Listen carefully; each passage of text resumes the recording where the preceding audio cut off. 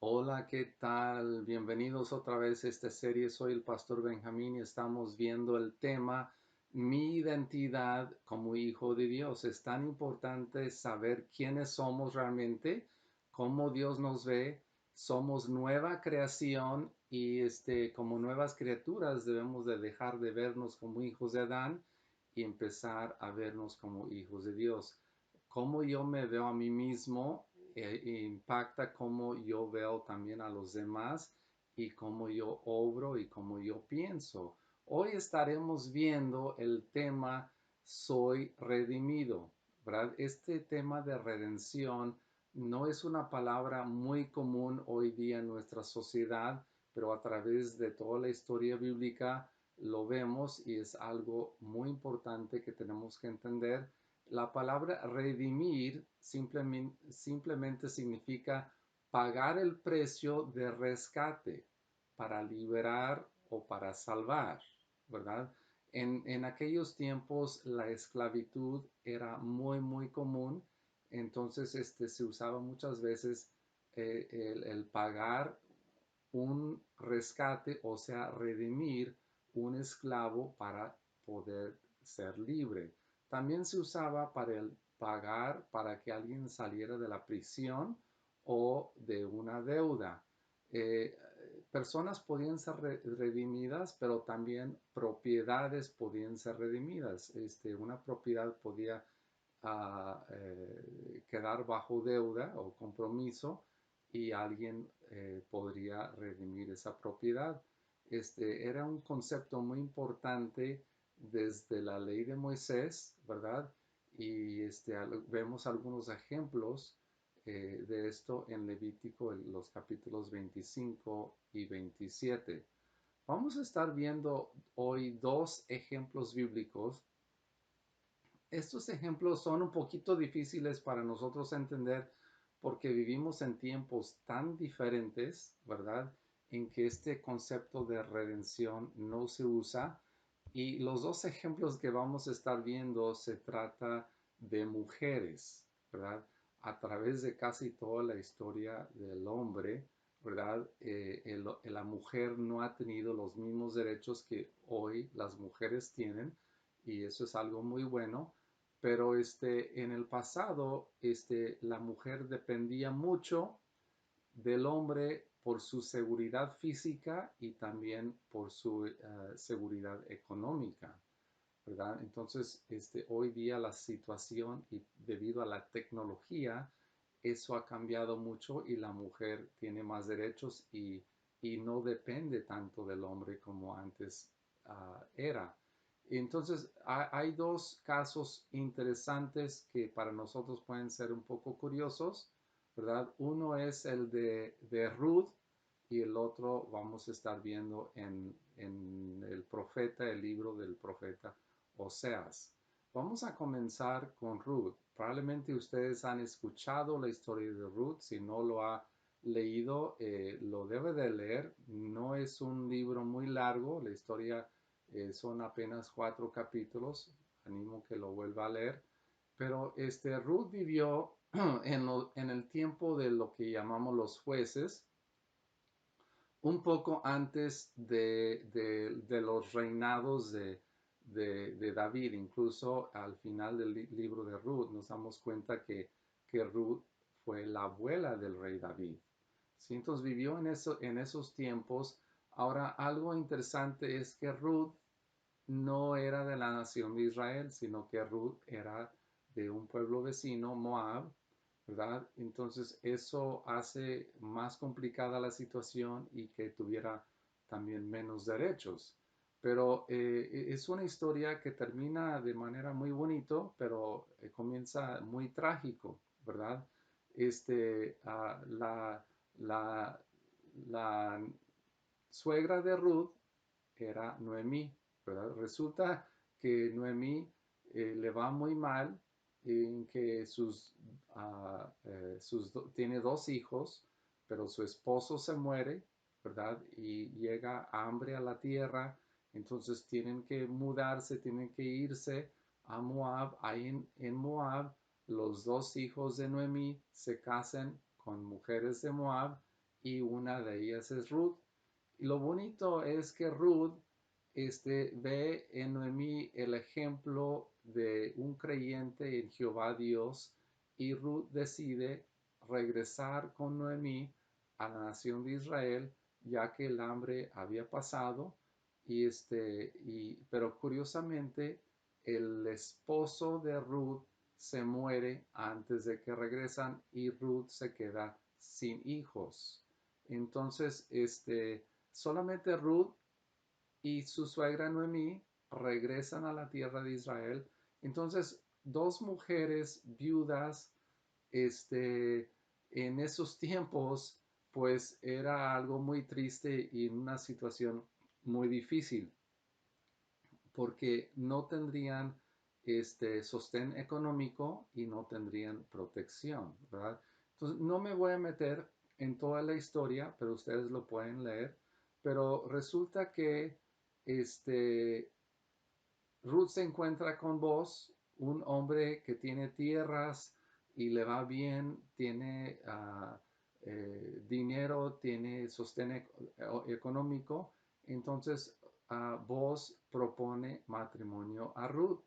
Solamente que en esos tiempos, la, el, cuando un hombre muere, cuando un marido muere, el pariente más cercano es el que tiene la responsabilidad de hacerse cargo de Ruth. Ahora, por alguna razón, ¿verdad? El pariente más cercano, en este caso, no había hecho ese trabajo de encargarse de Noemí y de Ruth. Entonces, vamos a leer ahora en Ruth el capítulo 4 comenzando con el verso 2 hasta el verso 6 y ver esta historia cómo Ruth propone redimir a Ruth, ¿verdad? Entonces, en aquellos tiempos era común que se diera, el que quisiera casarse, daba un dote, pagaba un precio a los padres de la novia, y en cierto sentido, la mujer llegaba a ser casi como propiedad del marido, ¿verdad? Pero en este caso, vos lo estaba haciendo por amor, sin interés, ¿verdad? Él sabía que no le convenía en sí tomar esta responsabilidad, pero vamos a ver, entonces, vos reúne los hombres del pueblo para presentarles a ellos lo que él quiere hacer. Entonces, en Ruth 4:2 podemos leer: y vos tomó 10 hombres de los ancianos de la ciudad y les dijo: sentaos aquí. Y ellos se sentaron. Entonces dijo al pariente más cercano: Noemí, que volvió de la tierra de Moab, tiene que vender la parte de la tierra que pertenecía a nuestro hermano Emelec, o sea, el que falleció, y pensé informarte diciendo: cómprala en presencia de los que están aquí sentados y en presencia de los ancianos de mi pueblo. Si la vas a redimir, o sea, pagar el precio de rescate, redímela. Y si no, dímelo para que yo lo sepa, porque no hay otro aparte de ti que la redima. Y yo después de ti. Y él dijo: la redimiré. Entonces vos dijo: el día que la compres del campo de las manos de Noemí, debes adquirir también a Ruth, la moabita, viuda del difunto, a fin de conservar el nombre del difunto en su heredad. Y el pariente más cercano respondió: no puedo redimirla para mí mismo, no sea que perjudique mi heredad. Redímela tú para ti. Usa tú mi derecho de redención, pues yo no la puedo redimir. Entonces, vos redime a Ruth, ¿verdad? Él paga un precio para redimir a Ruth y las tierras, ¿verdad? Y de esta manera vos se está comprometiendo y está proveyendo a Ruth seguridad económica, está comprometiéndose, proveer por ella económicamente, también seguridad física, ¿verdad? Y vos está comprometiendo dar un hijo, un heredero a Ruth, ¿verdad? Que continuaría el legado de Ruth. Y también en esos casos, ¿verdad? El hijo también ya al crecer y ser más grande, proveería también para Ruth en su vejez. Entonces, vos está redimiendo, está pagando un precio para liberar a Ruth de una situación muy difícil donde tiene escasez, depende de otros, está en una situación estresante y difícil. Y este es uno de los ejemplos que podemos ver que la Biblia nos menciona de cómo una persona puede ser redimida. Ahora vamos a pasar ahora a otra situación todavía o igualmente curioso. Dios a varios de los profetas del Antiguo Testamento, Dios les mandó a hacer cosas extrañas para ejemplificar, simbolizar la situación en que estaba la nación de Israel, ¿verdad? Durante la mayor parte del tiempo de la nación de Israel, cuando era un reino, la mayor parte del tiempo estaban también, aparte de adorar a Dios, a Jehová Dios, estaban adorando ídolos de dioses paganos, ¿verdad? Entonces, adoraban a dioses y luego se arrepentían porque les iba mal. Dios levantaba ciertos profetas o hombres guerreros que los liberara y que los rescatara y después de un tiempo regresaban, ¿verdad? Entonces, Dios comparaba esa relación de la nación de Israel con Dios como un matrimonio, ¿verdad? Entonces, cuando ellos adoraban a otros dioses, Dios lo comparaba al adulterio, ¿verdad? Que estaban yendo y prostituyendo, ¿verdad? Estaban yendo detrás de otros esposos. Entonces, en el caso de Oseas, Dios le manda a hacer algo curioso, ¿verdad? Y vamos a leer en el libro de Oseas, el capítulo 1 y el verso 2. Oseas 1:2 dice, cuando por primera vez el Señor habló por medio de Oseas, el Señor le dijo, anda, toma para ti una mujer ramera y engendra hijos de prostitución. O sea, cásate con una prostituta, porque la tierra se prostituye gravemente abandonando al Señor. O sea, iban detrás de dioses extraños. El verso 3 dice, fue pues y tomó a Gomer, hija de Dilbaim, y ella concibió y le dio a luz un hijo. Ahora seguimos leyendo, si siguiéramos leyendo el capítulo 1 y el capítulo 2, nos damos cuenta que Oseas vive con ella, se casa con ella y ella está con él por cierto tiempo y tienen hijos juntos, ¿verdad? Pero aparentemente esta mujer al estar acostumbrada a esa vida de prostitución, ¿verdad? Por alguna razón que no entendemos y las escrituras no explican, ella se va otra vez a esa vida pasada, ¿sí?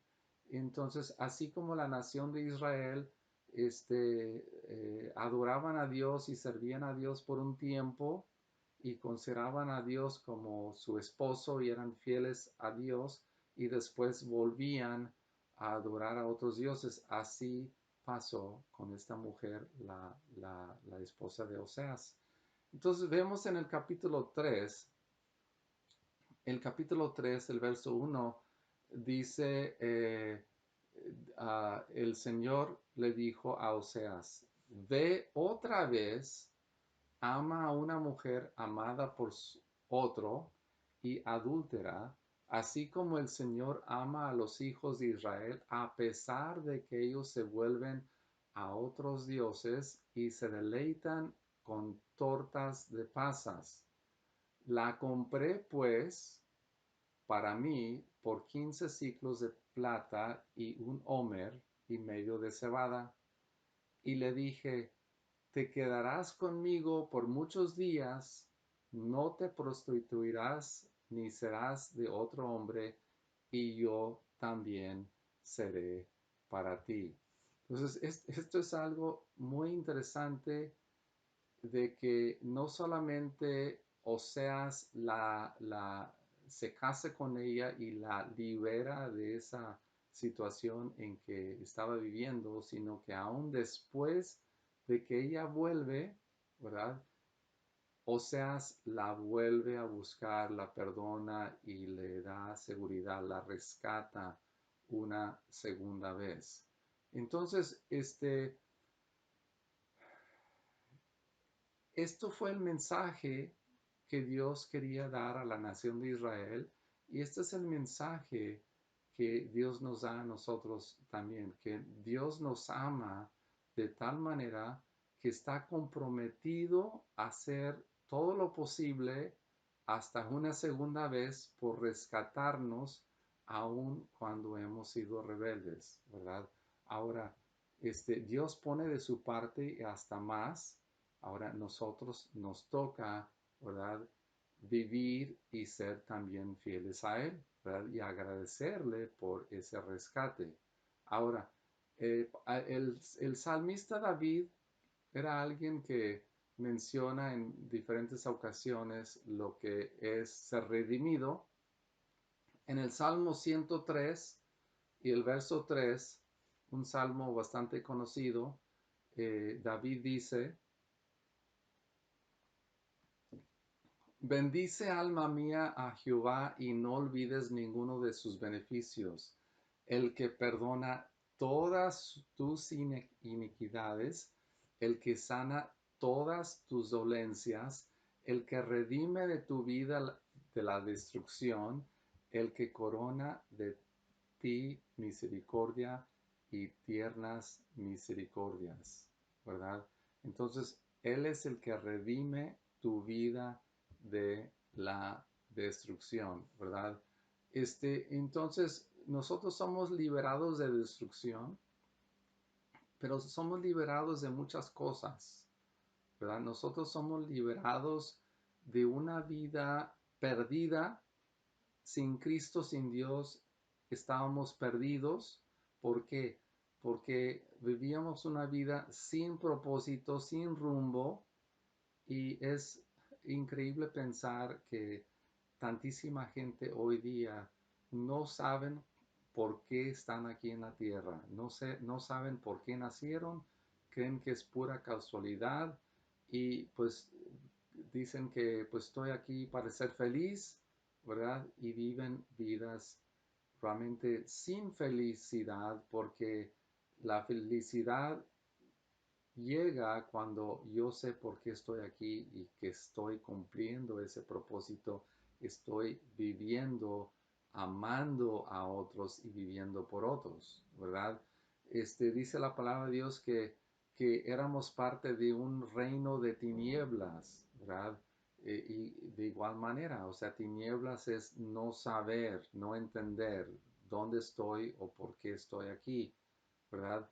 Dice la escritura que éramos esclavos del pecado. El pecado no nos permitía realmente vivir como quisiéramos, ¿verdad?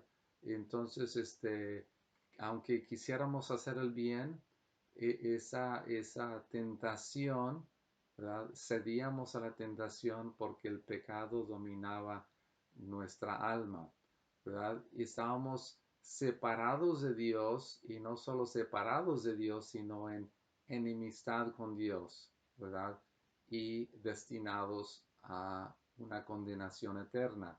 Entonces, esta, esta, este rescate que hemos sido liberados, redimidos, que Cristo pagó el precio, ¿verdad? Es Cristo Jesús que Dios mandó su Hijo a la tierra para redimirnos. Ahora, ¿cómo nos redimió? Pues ya saben, ¿verdad? Que Él dio su vida en la cruz, ¿verdad? En Efesios, el primer capítulo, el verso 7 dice, en Él, Cristo, tenemos redención mediante su sangre, el perdón de nuestros pecados según las riquezas de su gracia. La sangre representa, la sangre es la vida.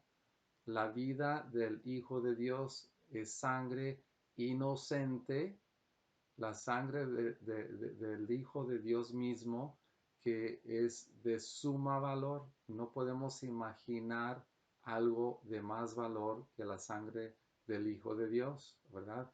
Y dice que que dio su sangre según las riquezas de su gracia, que lo dio voluntariamente, gratis, ¿verdad? Entonces es algo que no nos cuesta, ¿verdad? Lo hizo por amor. Entonces, en 1 de Pedro, el capítulo 1, el verso 18 dice, sabiendo que no fuisteis redimidos de vuestra vana manera de vivir. Vano es algo que no tiene sentido, no tiene propósito, ¿verdad? Que fuimos redimidos de nuestra vana manera de vivir, heredado por vuestros padres con cosas perecederos como oro y plata. O sea, no fuimos rescatados con algo que es material como el oro y la plata, dice el verso 19, sino con sangre preciosa como de un cordero sin tacha y sin mancha, que es la sangre de Cristo. Entonces, es fácil decir, pues Cristo murió por mí, ¿verdad? Pero hemos valorado, realmente entendido lo que costó nuestra redención, ¿verdad? Nuestra redención fue el precio más alto, ¿verdad? Y al entender que se pagó un precio inimaginable, tan caro, ¿verdad? Eso nos debe dar un sentido de valor y de propósito. Al entender que yo he sido redimido por un precio tan elevado, ¿verdad? Y entonces, no hay un pago mayor que se pudiera haber hecho que la sangre del mismo Hijo de Dios, ¿verdad? Y debido a que valgo tanto, ¿verdad? Yo puedo vivir una vida sin estar acomplejado, sin estar deprimido y sin estar temeroso de que Dios me va a abandonar. O sea, si Dios pagó tanto por mí, es porque Él así me vale y así me ama, ¿verdad? Entonces, estamos con seguridad de que Él cumplirá su propósito en nosotros y que no nos va a abandonar. Terminamos con este capítulo, que es uno de los capítulos quizás más bonitos de la Biblia, muy conocidos, que es Romanos, el capítulo 8, y comenzando con el verso 31, dice el apóstol Pablo, en Romanos 8, el apóstol Pablo dice en el verso 31, entonces, ¿qué diremos a esto? Si Dios está por nosotros, ¿quién estará contra nosotros? El que no eximió ni a su propio Hijo, sino que lo entregó por nosotros, ¿cómo no nos concederá también con Él todas las cosas? ¿Quién acusará a los escogidos de Dios? Dios es el que justifica. ¿Quién es el que condena? Cristo Jesús es el que murió, sí, más aún el que resucitó, el que además está a la diestra de Dios, el que también intercede por nosotros, ¿verdad? Nosotros podemos tener esa confianza de que Cristo está por nosotros porque dio todo por nosotros. Entonces, tener la identidad de alguien que ha sido redimido nos libera de cosas que pueden impedirnos vivir una vida abundante. O sea que podemos vivir confiados. Una persona redimida siempre está agradecida con la persona que lo liberó, ¿verdad? Quizás han escuchado de personas que han sido rescatados por otro, ¿verdad? Esa persona pues está sumamente agradecida y dice, no tengo con qué pagarte, ¿verdad? Voy a agradecerte todo, por toda mi vida. Así estamos nosotros con nuestro Salvador y Redentor, Cristo Jesús, ¿verdad? Nosotros ahora servimos a Él por amor y por gratitud. ¿De qué depende o de quién depende de nuestra redención? Nuestra redención no depende de nosotros mismos. En los casos que vimos y en cualquier otro caso, ¿verdad? La redención depende de aquel que está redimiendo y está redimiendo a alguien que no puede redimir o salvar a sí mismo, ¿verdad? Y en muchos casos no tiene nada que merezca ser redimido. Así es que no es algo que nosotros podemos hacer o merecer. Lo único que debemos de hacer es creer, ¿verdad?